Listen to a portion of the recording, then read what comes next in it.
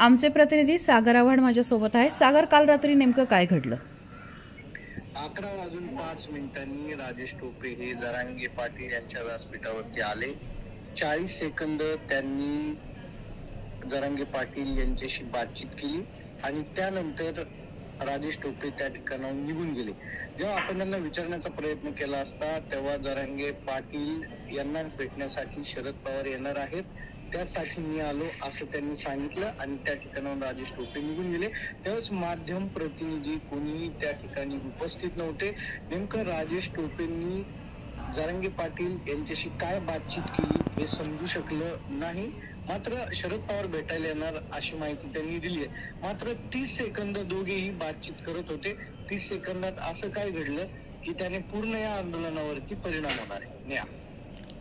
किती वेळाची भेट होती ही?